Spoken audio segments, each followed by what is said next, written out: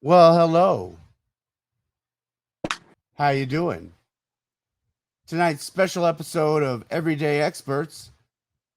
I'll be your host, Matt Munoz, and today I'm interviewing the one and only, the grand jester of chaos, the clown prince of crime, the one and only Sir Joker.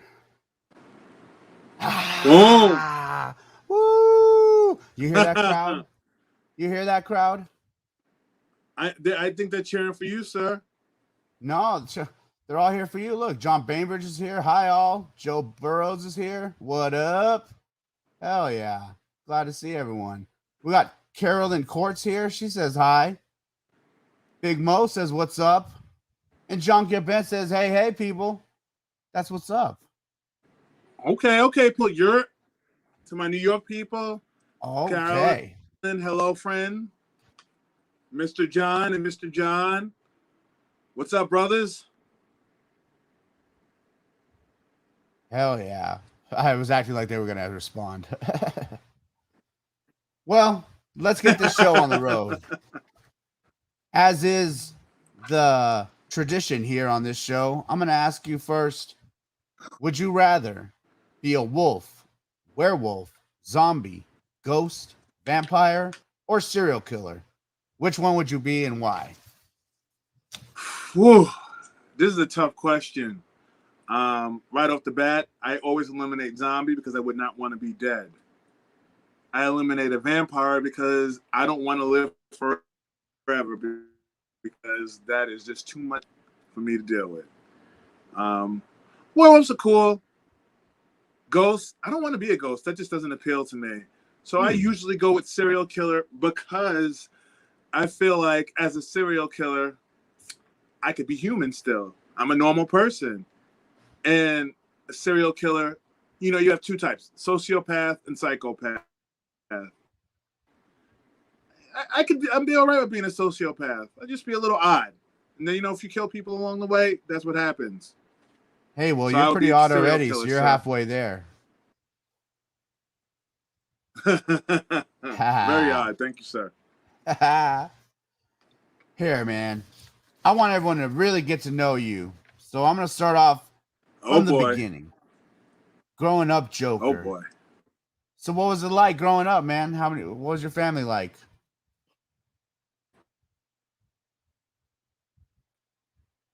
I'll take over for him. Well, I grew up. I'm joking. Yeah, that was weird. I don't know what that happened. It's been rainy here. So heads up. It's been raining and a little stormy. So if I do go out, that's probably why. No problem. Growing up, grew up with both my parents in a household. My parents were married 50 years before my mom passed away 8 years ago. My dad passed away last year, as probably most of you know. 4 brothers, 1 sister. 6 kids in all. And I am the baby boy. Baby boy of 6. The baby boy of 6. I'm 5th, though. The name Achille means 5th born son. So, which is pretty cool. So I happen to be the 5th born son of my sister. Damn it.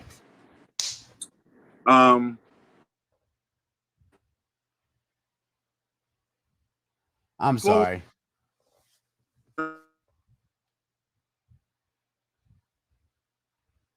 Well, he's yeah. Oh, John Bainbridge says he's the baby. John Bainbridge says I'm the baby boy of 3 boys. 3 boys. Cool. That's what's up. Yep. That's what I like to hear. We all in the same gang, brother. Both my parents were around. They both worked. Very supportive, very loving. Brothers and sisters, you know how that goes. We have good relationships some days and bad relationships other days. So I don't know. That's pretty much it. Grew up on Long Island in the suburbs, not in the hood. Nice. Fun stuff. I'm sorry. I'm going to break away here real quick. Brandy said, what did you drop? I dropped my soda. and it's all messed up now. I feel like shit. Anyways, getting back to Joker. Do you want? So the baby boy is 6. Do you want to go take care of your soda?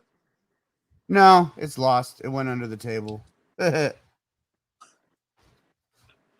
So baby the boy baby is 6. boy is 6. So, would you say you had it pretty easy? Your parents were pretty lax on you? I would say my older brother, harder. Me. My sister probably had it a little easier, although the two of us probably had it the easiest. Honestly. I see. But we also weren't really troublemakers. We didn't drink. We didn't smoke. No shade, Matt. We didn't do any of that stuff. Me, I was kind of the dead rat guy. Me, I was kind of just straightforward. I played ball most of the time. I was home friends. Being the When you odd say man out, I ball, was the one that always got when you basketball. say, okay, I just want to clear that up. Yeah, I played basketball. I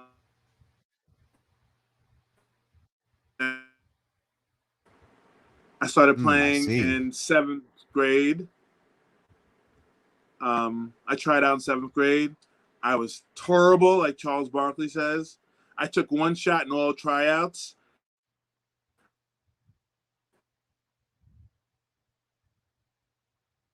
Terrible shot. And I shot it. You'd be a great Mr. Freeze if they ever did another Batman movie. You'd be great. Freezing a lot. Yeah, it's all right. I don't know what's going on because we're usually normally good. Did you blow I on don't your know internet? why. Maybe I should blow on my internet. All right, if I freeze again, I'll change to something else. But Couldn't hurt. so 7th grade, tried out for the basketball team. I was terrible. Took one shot, got the ball passed one time, and they shouldn't have passed me the ball because I was terrible. I shot a half-court shot, shot an air ball. I didn't deserve to make it, and I didn't. I got cut. And Oh, really? no, I deserved to get cut. I was horrible. And what kind of fueled me was one of the kids said, "What did you even do?" When I was standing on the line for water, he was like, "You didn't even do anything." And I'll never forget his name. Charlie, if you're watching, fuck you. No, I'm just kidding. Me and him have mended our ways. But Oh, I did hold on to that for a long time. And that always etched in my brain as one of the reasons why I just started practicing basketball. all right. And now you coach basketball, right? Yeah, I coach my daughter. I'm just gonna coach my daughter. And they're kind of like church league. Oh, cool. They say those that don't know how to play coach. Is that true?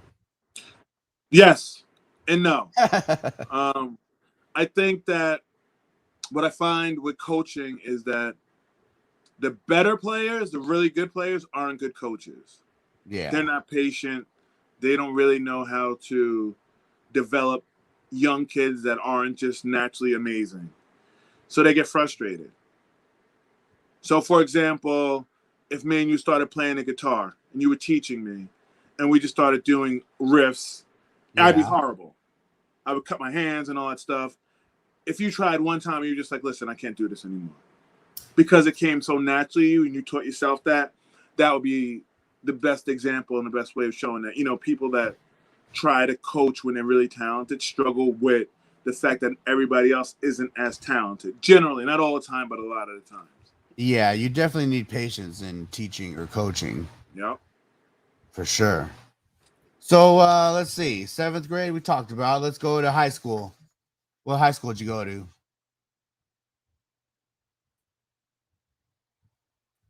Look at that stare. Look at that stare. Stone cold.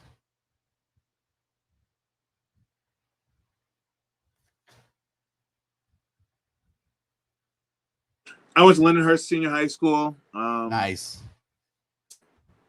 Oh, Jesus. There you go. I was one. Now we're gonna. All right. This is what we're gonna take a pause. I'm gonna go out Okay. and come back in. All right. I'll hold it down. See if it, because this freezing is annoying me. Give me 1 minute. Okay. Now it's a real takeover, you see? Let's throw up some oh, John, thank you. I appreciate it. I really should go after it right now. It seems like the perfect time. Because you know I'm gonna get dry mouth.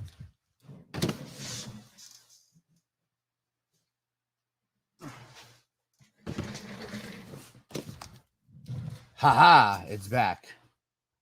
Who wants to see if this thing explodes when I open it?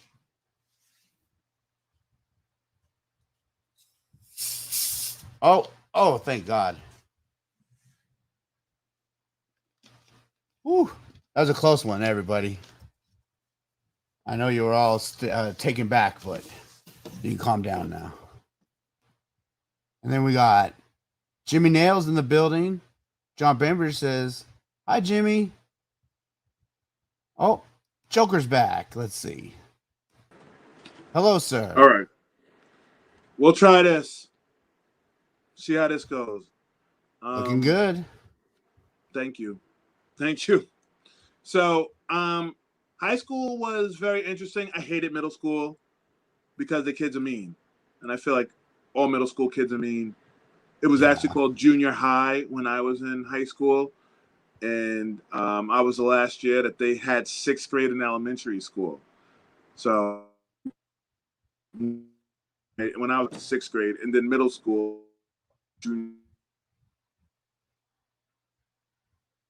finding my changes. So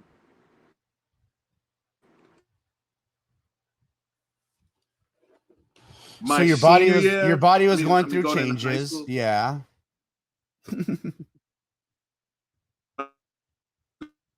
Changes. Everybody was going through changes. I was joking. It's true though. I was probably 5 foot.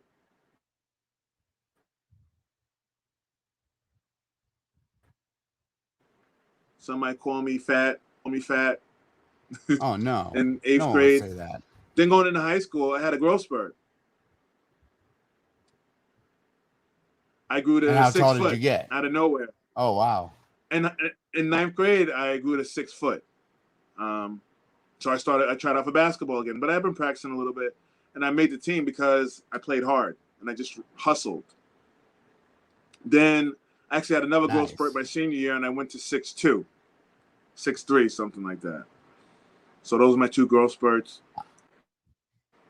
High school was interesting. I feel that, Joe. Understand that. Joe, you're beautiful. You're a beautiful flower, Joe. Yep. So I was going through that, mostly playing basketball, school. And then my dad kind of gave me an ultimatum.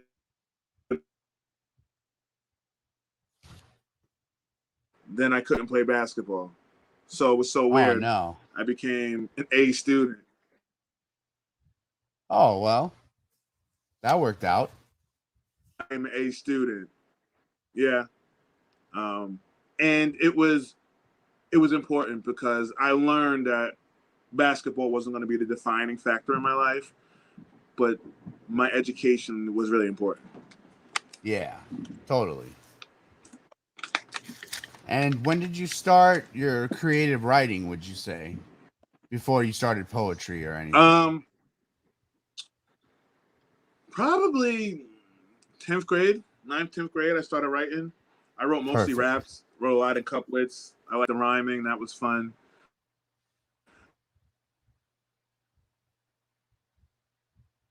Jay-Z. I believe you said you would perform a rap. No, I'm joking. I was rapping. I'm not performing a rap, sir. I know. But I just put you on the spot. I know you know. If I had a rap written, I would perform one. I'll check my phone to see if I have anyone's written. I didn't like the beat. the beat felt constraining. So probably 11th grade, going into 12th grade, I changed over to poetry. It's just weird. It was just random. I just found that I like the free form, free verse kind of poetry, and I started writing poetry. And that was cool. I liked it. And it was something that I could Yeah. use to get emotions and feelings out. Yeah, totally. Good form of expression. What about school wise? You said you were straight A. Were you straight A in high school too? At the end? No, I was in straight A in 11th grade and 12th grade, but my dad said if I wasn't straight A's, I couldn't play basketball. Yeah. So that was the catalyst. I did carry it over into college though, which helped because that's when I became more competitive. And then my goal was to be the best student in all my classes and be the best I could on the basketball court. Nice. So I blame my That's dad what's for up. that foundation skill. So, when you were in high school, did you have any idea what kind of career you wanted? You're gonna think,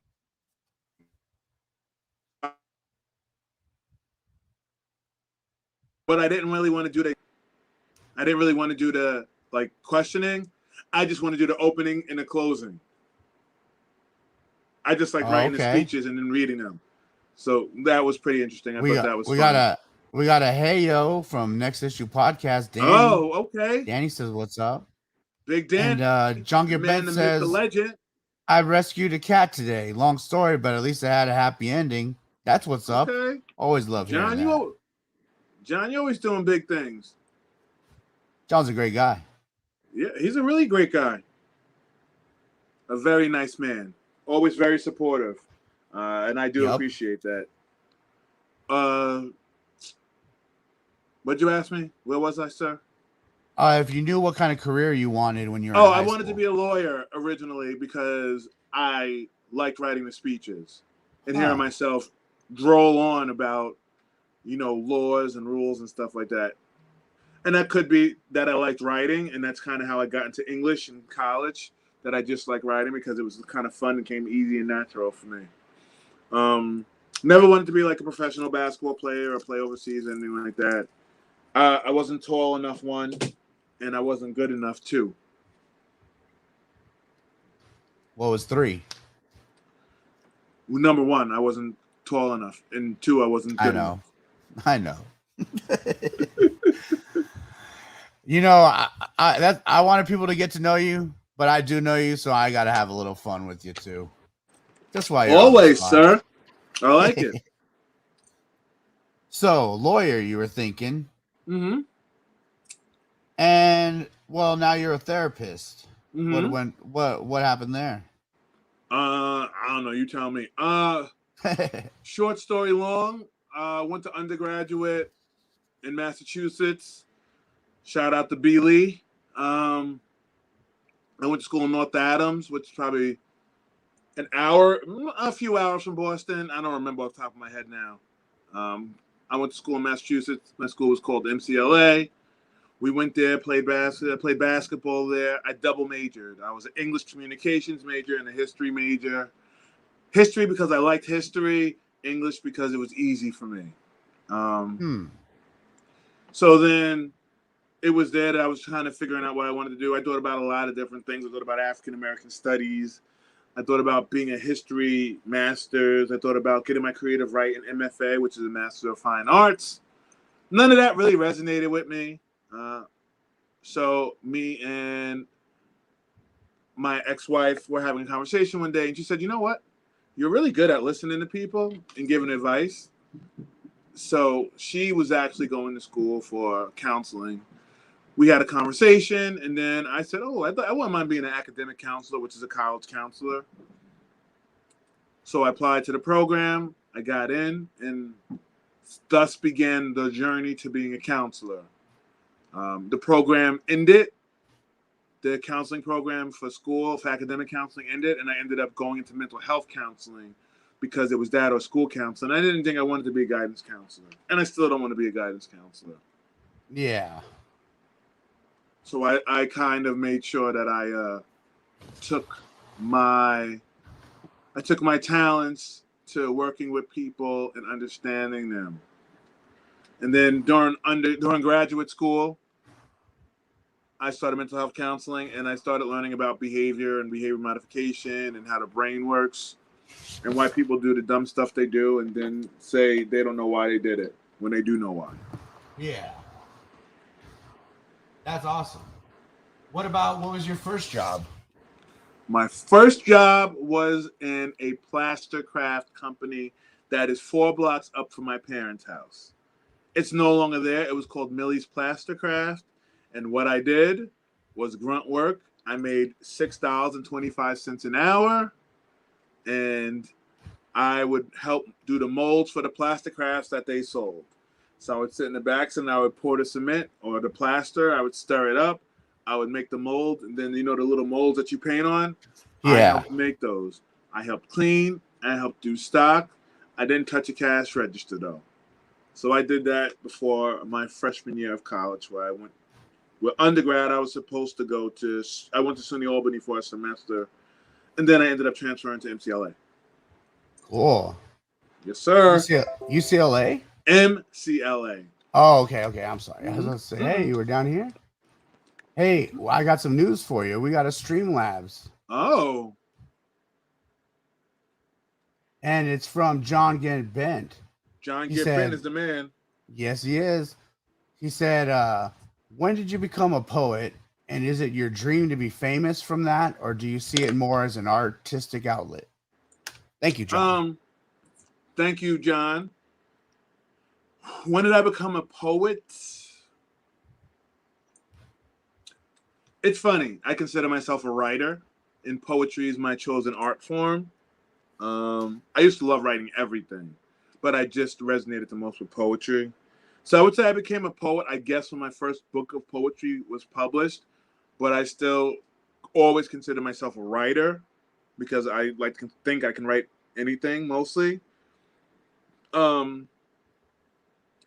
I kind of fell in love with it when I started, and probably in college more, when I was doing it more consistently. I was still rapping a little bit, but then really I started full time.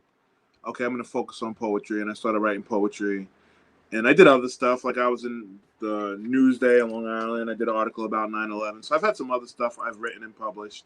I did a column in college. So Nice.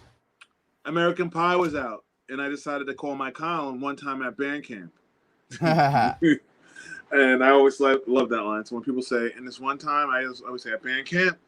It's a dad joke, but I like it, and it makes me happy.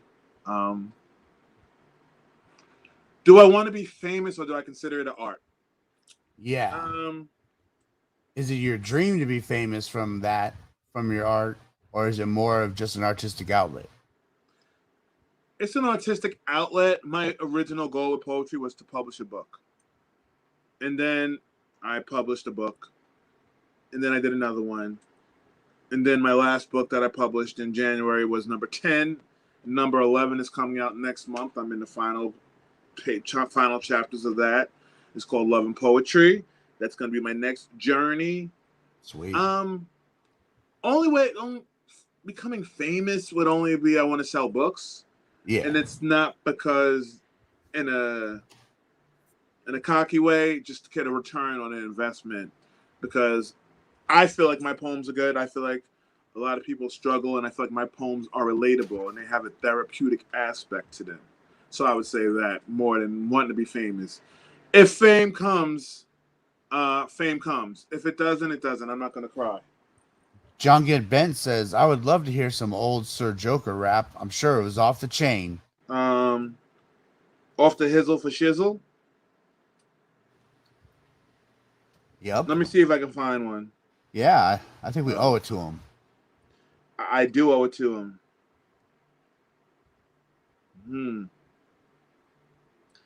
Oh, it's been a long time since I wrote a rap.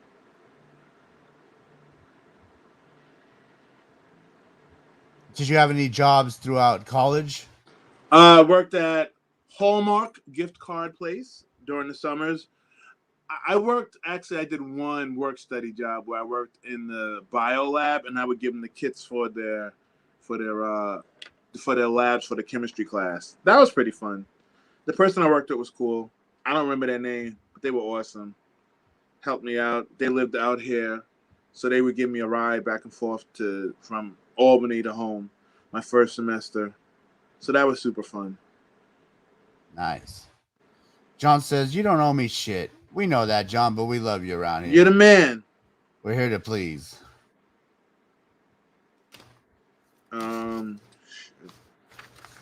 You take your time. Let me think up a question.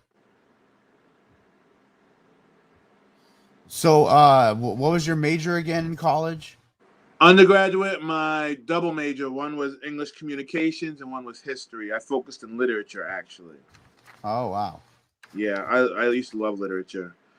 Reading all Dostoevsky, all of those, Invisible Man. I did a work study on Ralph Ellison.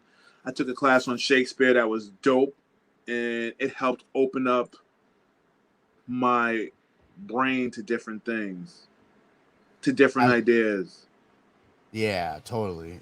I don't read at all, so those names are just over my head, but I'm sure they're great. They are, and you would, if you took time to read it, you would get it. Yeah. Sir, because you're the man. Thank you. How about, did you play any sports in college? Played basketball in college. Oh, nice. Played 3.5 years. The half year obviously is because when I went to Albany, they became Division I, and I don't think I was ready for that. Could I have made the team? Possibly. Would I have played? Not a lick. I would have sat on the bench, and I really didn't want to do that. Yeah. So I wasn't really going to play anymore. Then when I transferred, one of my friends who was there already was friends with a couple of guys on the basketball team, and I ended up trying out and scrimmaging with them.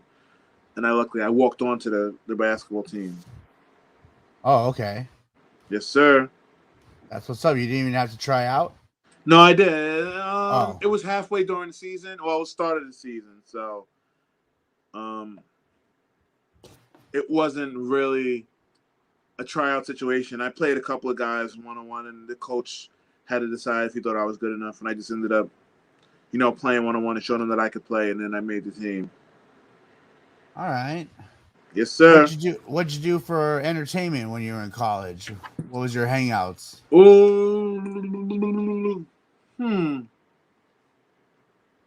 School. Hung out with a bunch of my friends. I would go to parties sometimes, but because I didn't drink and smoke, I always thought they were funny. Yeah. They entertained me, because watching people get drunk has always been a great pastime of mine. Oh, it could be annoying as hell too, though. It's always been like that, so I don't know that it's that bad. Do you know what I mean? I don't know that it was.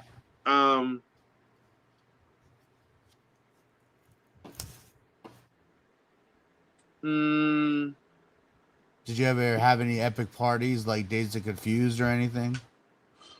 No, there were parties. It wasn't a huge partier. I'm more like, let's go to one of the townhouses and chill and, just rock out. And that it was kind of just like having fun and just chilling, talking to people. I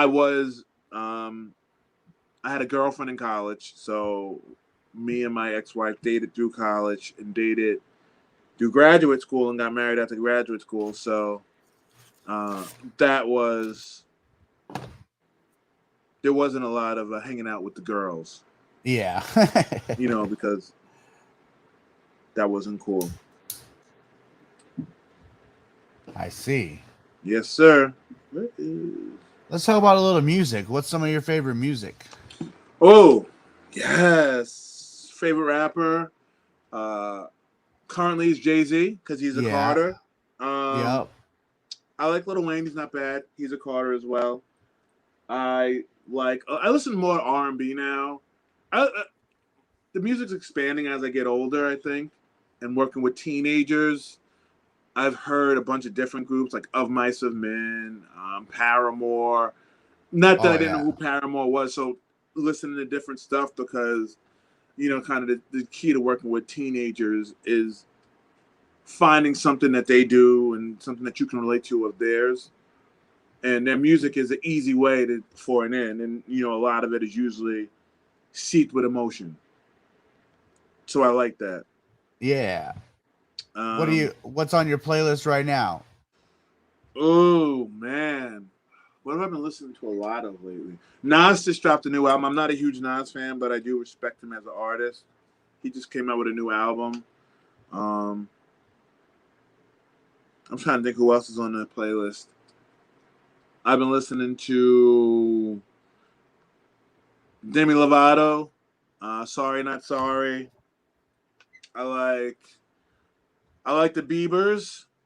The Biebs? The Biebs, yeah, I like the Biebs a lot. I think he gets undersold a lot. I found out he's a really good musician. He's a really good singer. Plays He's a lot very of instruments. talented. Yeah. I never knew that before. I didn't know that either. And I thought that was cool that he plays so many different instruments. Oh, you know what? There's actually almost rap in my new book. Okay, here we go. Heir to the Throne. Available. $10. $5 shipping and handling. Let me see if I can find it.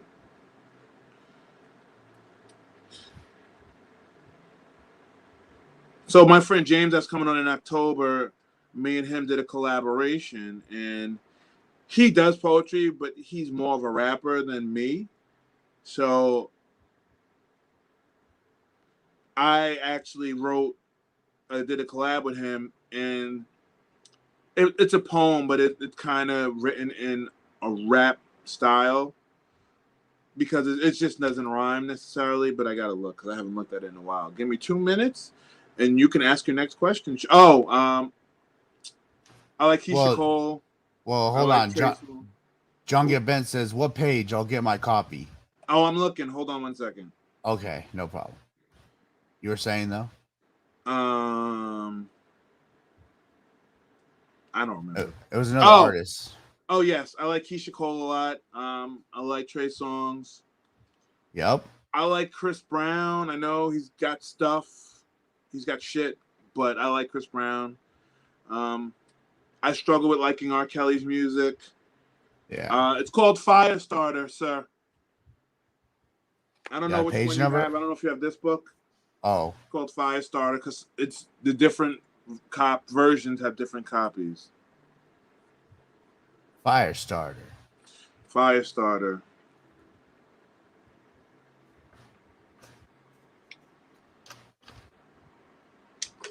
When Mr. John is ready, I'll read it for him. Alrighty. So, who else do I like? One of my guys put me on to Of Mice of Men. Mice of Men, I can't remember the exact name. I like that. And Would You Still Love Me, I think is the name of the song. I'm a big fan of that. And what I do now is I just kind of go on my Apple Music and I'll play a song. And the songs that it just plays randomly, I'll sometimes just check out and see what I vibe with. Yeah. You don't ever listen to anything from like older times? Older, like the 90s or 80s or 70s. Yeah. Not the 70s. I wasn't being born in 78. When I was born, my mom used to play the song Casanova Into the Ground about 1 billion times. So if I listen to anything older, it's usually older R&B. If I listen to anything older rap, like I said, it's kind of really like Naughty by Nature, Jay-Z. Redman was my first original favorite artist for a long time. Nice. He was dope. EPMD was dope. Busta Rhymes, Leaders of the New School.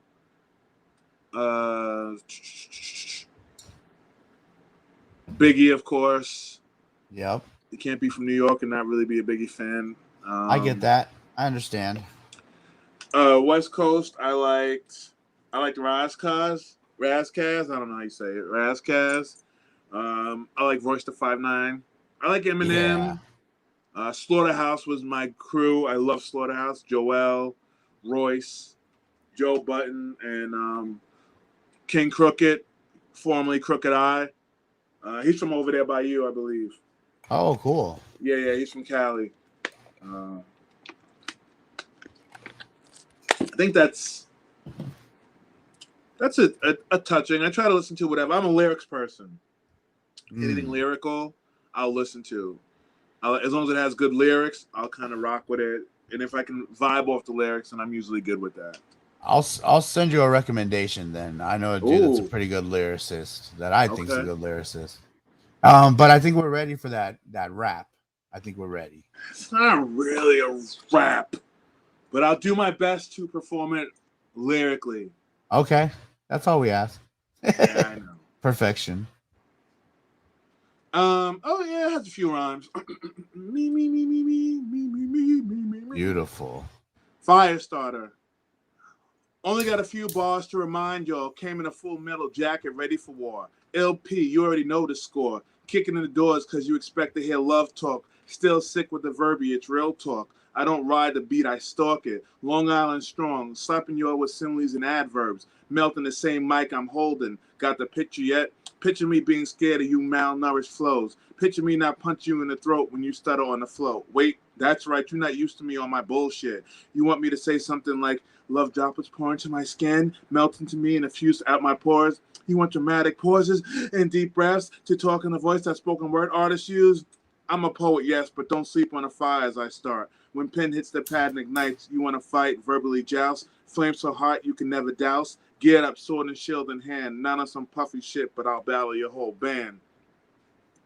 Then he did his verse, and then my second verse. Second verse from Mr. Carter. Y'all not ready for this. Bare knuckle boxing, swinging heavy fists. Peace to my niece Maya, a little spark plug. Lindy at the core, so call me a Lindy thug. Psych, that would be some shit. Eclectic or well-rounded, I have many fits. Words slinging so hard that they turn into flames. Zombie flows melt your whole fucking brain. I walk the plane between rap and poetry. You walk the planking at the end of the bottom of the sea.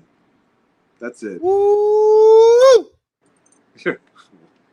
I think it got like 10 degrees hotter in here. It definitely did not. Yeah, thank that you, was sir. fire. Yeah. No, that was good, Joker. Thank you. Yeah, hell yeah. Thank you for sharing. Of course, always. Hey, if anyone in the chat has any questions for Joker, just throw them in there and I'll oh, where'd he go? Yeah, anyways, you got any questions for Joker, throw them in the chat. I'll put them up on the screen. We'll get him back, don't worry. Bravo. Thank you, Jimmy Nails. That's right. That was great. Here he is. He's back and better than ever. Yeah, that was my bad. My big hand hit the wrong button. My big hand hit the big button. That's all right. So, we got into your college years. Mm-hmm. That's when the family started? Or after college? Ayana and Devin. What year? I was 26 when I had them. So that was, I graduated from undergrad in 2000, graduated from graduate school in 2004. So I'm old, but we had Ayana in 2005. So that's when the family started. And we had Devin, okay. and my second oldest, he's 2007. So pretty soon after college. After college, after graduate school. Okay.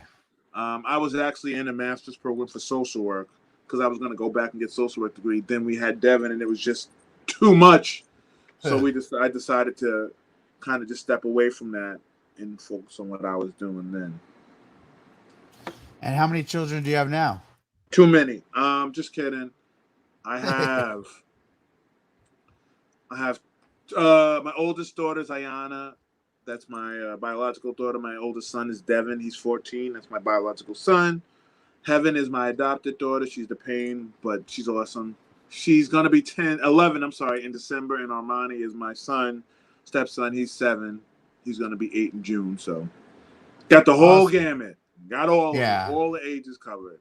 Oh yeah, you got them at the really good ages, those teenage years where all they do is listen and do their homework and don't give you any problems. That's great. What did he write? Do I have? Can you pull up Jimmy Nail's question? Yeah, he says, His last thing. Jesus have fuck, the- Joker. Do you have the Benjamin Button disease? What does that mean, sir? He means you get younger as you get older. I wish I got younger as I get older. I appreciate the compliment, sir. No, I've learned that as I get older, my pursuit in life is for balance and not being stressed out. You know, that's how I can work a bunch of jobs and do a bunch of things, but I balance it with what I like. So, for example, Everyday Experts is something that I like to do, something that I enjoy. So it's not really work and it's not really hard, especially working with Matt.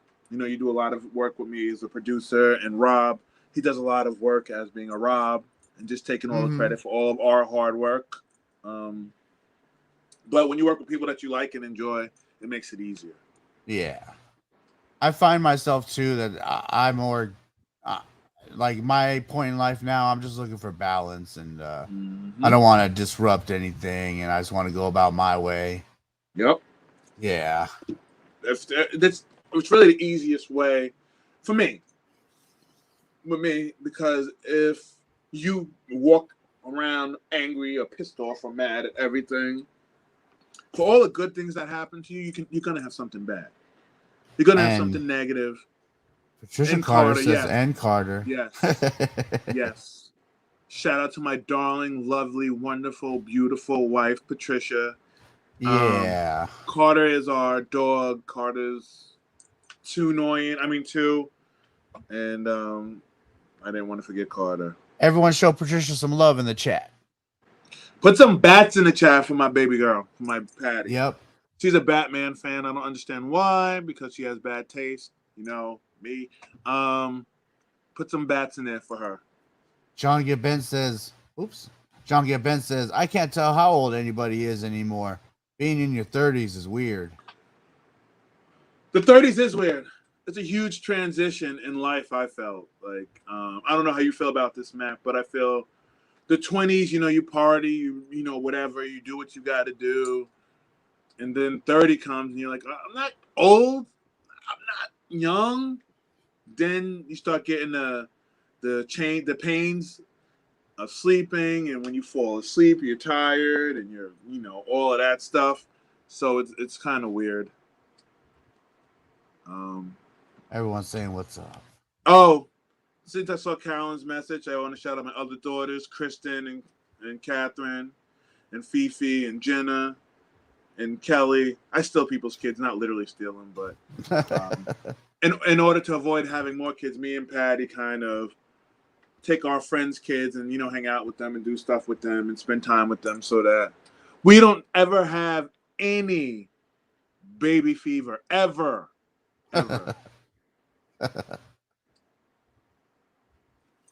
Awesome. So, what's it like being a father? What's the daily life of a father? Oh, God. Of four? Good question. It's a lot of frustration, bookend with love. So what my goal is to prepare my kids to be good people, be smart, be productive, take care of themselves, have respect. I'm huge on respect, because you have to have manners and you have to have respect. I don't care who you're talking to, the garbage man or the mailman or your boss or whoever, your supervisor. I'm my boss, your supervisor. I don't believe in disrespect. Don't let people play you, though. So I think trying to teach them life lessons is important. Getting them to understand that I'm not going to be nice most of the time, but it's always love. I don't have to be the good parent. Patty will tell you I'm the mean one, and I'm okay with that. I'm the drill sergeant. I'm okay with that, because nobody's going to cut my kids' break. They're not going to come break just because they're kids. They don't care. And I got to prepare them for that. So that's my journey. That's my struggle with children. But it's always bookend with love and letting them know that, yes, I can be mean, but I also do love them. I do care about them. I'm there to support them, hold them down. Being a father is also being a partner with Patty and figuring out how to address every issue we come across, whether it's school or homework or, playing sports or not playing sports or, you know, my youngest son is diagnosed on the autism spectrum. So having to deal with that and making sure he's getting the proper education. And, Patty's huge advocate for him. So I don't want to take credit for what she does. She does a lot. But being a partner, being a co-parent, being a co-parent to my friends whose kids I call my own, the Carolyns and the Jasons and the Asias, and it's people that you don't know, but those people that, uh, when I'm around them and I'm around their kids, it's the same messages and it's the same love that my kids would get. Brandy says, I don't have baby fever. I have a lot of nieces and nephews. I take them and give them back. Well, Brandy, me and you are in lockstep because that is the best thing about somebody else's children. You do Yep. not have to keep them. It's like the machines where you put a quarter in to get them out, the wagons. When you put them out, you put them back in, you get the quarterback. So, I like being able to get my quarterback, so to speak. And John Bainbridge says, garbage collectors get all my respect. They literally deal with your trash. And Not John only Get that, they Bent says, good cop, bad cop. My parents were kind of the same. Yes, it's not strict good cop, bad cop. I'm more often the bad cop, and Patty's more often the good cop. But sometimes you need to flip roles. But it's always co-parenting. It's always being on the same page. So the message might be, I'm sorry, the delivery might be a little different, but the message is always the same, and we're always on the same page about what we want for the kids. I'm going to transition here a little bit. Let's move on to what's your hopes and aspirations for the future? Woo! We're starting two companies. I'll talk about Patty's Daycare and Carter Life Visions. We talked about that a little bit with Rob, but so right now, my hopes and aspirations is to get Patty into a place where her business can take off and she can get a lot of new clients. And she's working for herself now, which is one of the biggest forms of empowerment. Yep. So I want her to be in a good place. So that's part of my goal. Getting people to give us a chance. Let us show you the services we provide with Carter Life Visions. That's a big goal. That's a big aspiration. I actually just I'm working with a little girl, 13 years old, for my publishing company. She's publishing her first book. It's called The Quiet One. It'll be out in October, and there's probably going to be a little release party for her. Probably everyday experts. I might bring her on, let her talk about the book a little bit. Awesome. Yeah, she's 13. She wrote a fiction novel. It's probably mystery, crime kind of thriller. I think SVU, Them Criminal Minds. 23,000 words this book is. Yeah. How many pages 13. was it again? About 190. Woo. And this is part of a series that she's going to be talking about, that she's going to be writing. And, I'm working with her with content development, but she does all the writing. It's not me sitting down and writing it's her doing all the work. Her name's Sophia Toronto. She's going to be good. She's really good now at 13. I'm sorry. She's really good now at 13. So Yeah. she's only going to get better as the books progress. So with El Poeta Guasan, that's the publishing company I run. That book is coming out, and then Love and Poetry will be out at the end of September. That's a work in progress. I'm in the editing stages, getting the cover design. I'm working with Rachel and Becca. So that's a big thing we're working on.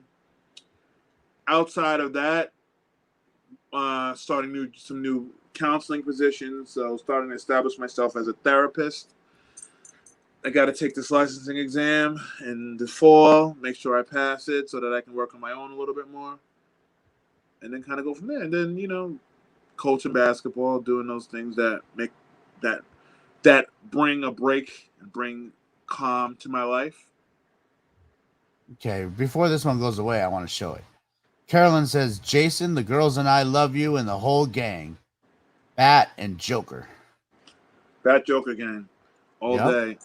We love you too, Carolyn. Yeah, Carolyn's one of my good friends. I think we should put, let's see. Do we have like a chef? Put aprons. Do we have an apron? Is that apron emoji? Oh, I don't know. Oh, Probably. that's fine. Or a chef, at least. Yeah. So everybody. Big Mo says, I can't wait until I become a father. I know it's hard, but that's something I've always wanted, not going to lie. Good, Mo. That's awesome, Mo. Listen, I tell people these two things about parenting. Kids are awesome and kids suck. Yeah. In that same breath. Kids are amazing. Being a dad is great. Your kids are only going to remember the time you spent with them. They're not going to remember the car you brought them. They're not going to remember the clothes. They're not going to remember the Nikes or the Jordans. They're going to remember how you made them feel. That always resonates with you. And Mo, you're a really good man from what I see, so I'm sure you'll be a great dad. Yeah, and then there's John Bainbridge. I mean, John Gabent. He says, I don't collect trash for a living, but I am a garbage person. Okay. So I don't know if that's self-deprecation or if that's he was just joking. I know he was. I know he was. He's a kidder. Yep. Oh, put the chef hats in the chat for Carolyn to come on the show.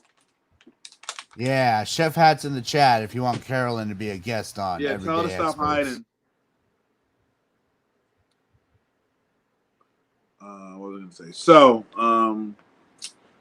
more aspirate. That's it for now.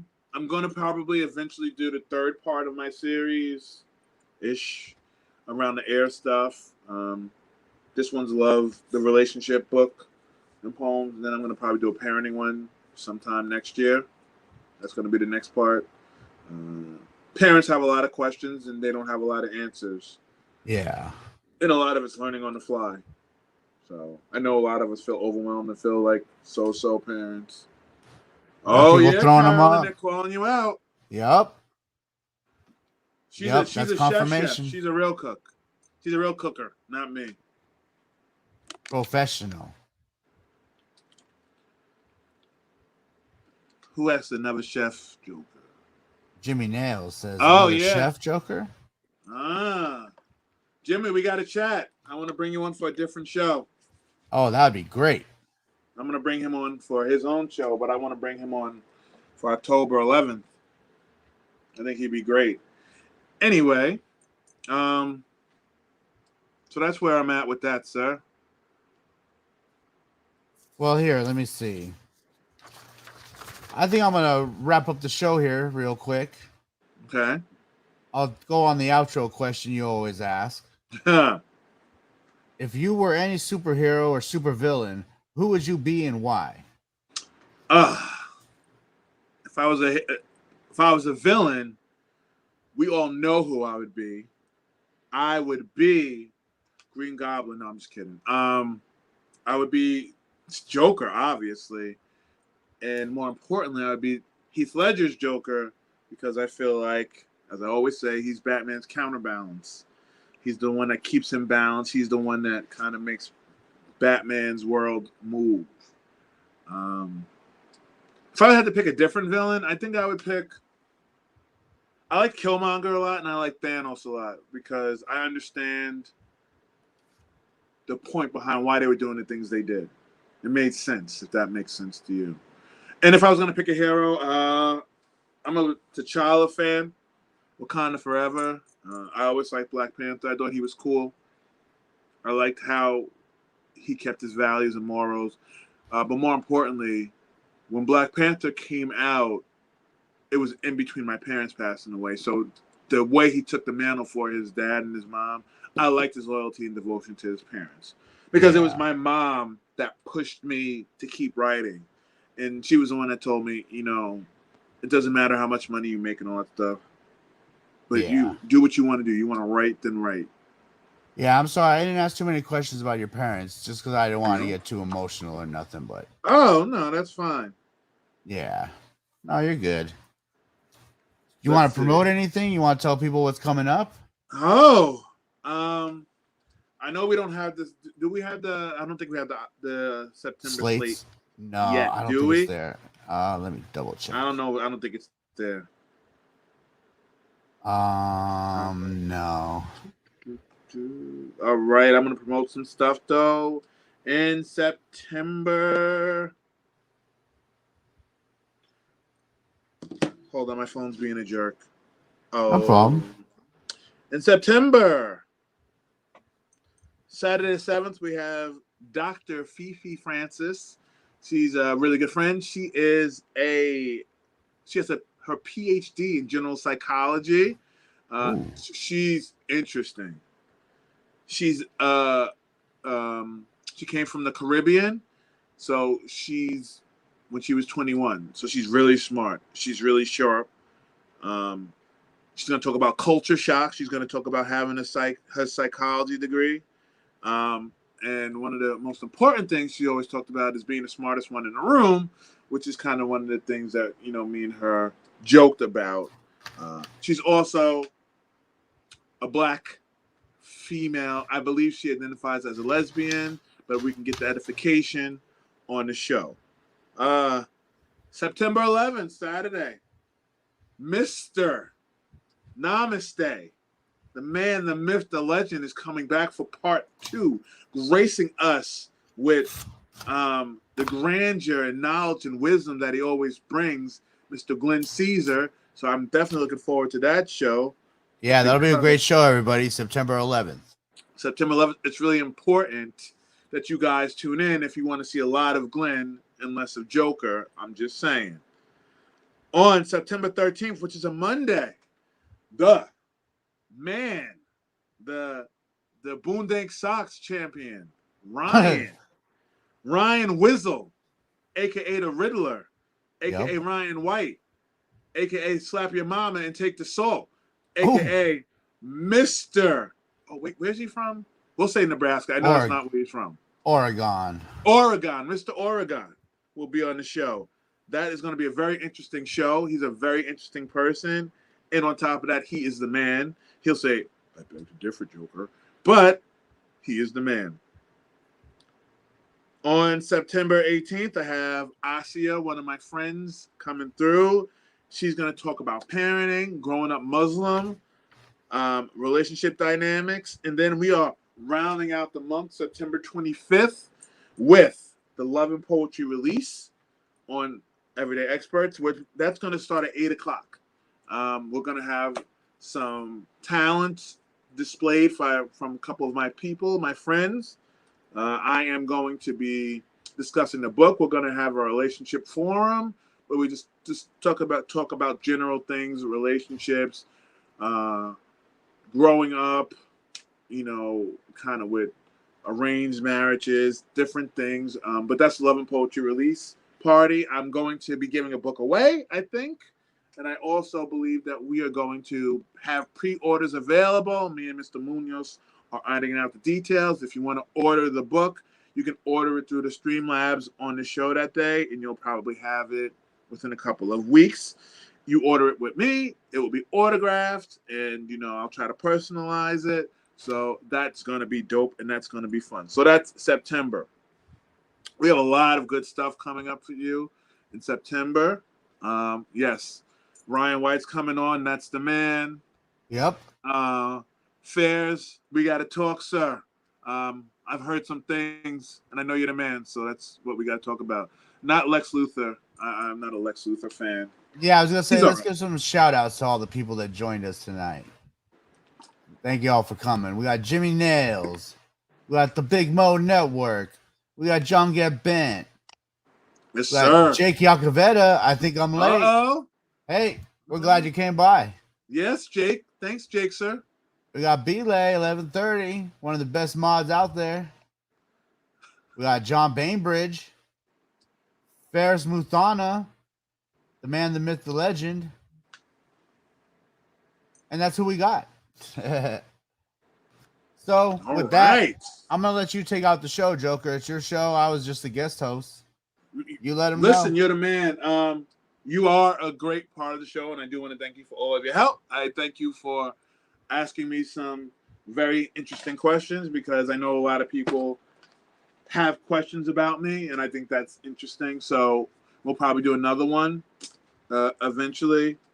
I did all of the promos for September. October is going to be really interesting too. November is going to be dope. I got a lot of people that you guys are going to be geeked to see. Let's see. I got to find a poem to go out with, which is what I've been doing. Let's see. Matt, what do you got going on? Plug some of your stuff while I look. All right. Well, I got Talking Smack with Matt every Friday, 8 p.m. Pacific, 11 Eastern. I got my Instagram. It's Matt Munoz, MattMunoz, the number 177. That's me. I'm on Twitter. Follow me on Twitter. I got no followers on Twitter. No one ever likes my posts. I don't like looking at it. Oh boy. My Twitter's DubsM177. DUBSM177. That's me. That's all I got. Let's see. Fairs, I've heard that we are going to be meeting very soon, and the minds will collaborate, and I will be able to elucidate your greatness to everybody else. That's what I heard. Yep, hit that like button, everybody. Thank you, Brandy. So we will. I'll take it out with the poem I wrote for my dad. Don't tell me it's real, because I haven't read it in a while. Thank you, John. Don't tell me it's real in honor of my father. Tell me he's not gone. Tell me I'll walk into the house and see him there. Tell me he'll be playing with the kids, making them yell and asking him to stop. Tell me that I won't be trying to fill this irreplaceable hole for the rest of my life. Don't tell me that the other irreplaceable love in my world just left. Tell me that it's a bad freaking dream. Tell me Patty Oriana will tap me on the shoulder and wake me out of this daymare. Don't tell me that he's gone. That Papa C won't be around to get annoyed when I call him Grandpa. That he can't be there to give the fatherly advice that me and Patty both need at times. Tell me he's going to pick up when I call his phone, that he'll be there next time I FaceTime him, and that time won't be the last time. Tell me this pain is temporary and the tears will stop flowing. But don't tell me this is it, that the one superhero in my life found his kryptonite, has lost a fight that he never expected. Do not tell me goodbye, Daddy. Don't leave me without the architect. All of us are shaken and we're usually so strong. Don't tell me I can't have one last goodbye, one last I'll see you later, one more ooh, ooh, ooh. The compass is gone. The captain is no more. Captain, my captain, don't leave me alone. Captain, my captain, be there when I get home. Captain, my captain, don't tell me it's real. Don't tell me that the time will help me heal. It won't and it never does. This is hurt that never was supposed to be. Don't tell me it's real. Don't tell me it's real. Say hi to Mommy and tell her we miss her. Sleep well, Captain. We will forever miss you. So on that note, to my father, always loved, always missed, always cherished. And as, I got to find my quote. Epictetus always said, it is impossible for a man to learn what he thinks he already knows. That's Epictetus. Thank you for tuning in to Everyday Experts. Mr. Munoz, sir, nanu nanu. Nanu nanu. Peace.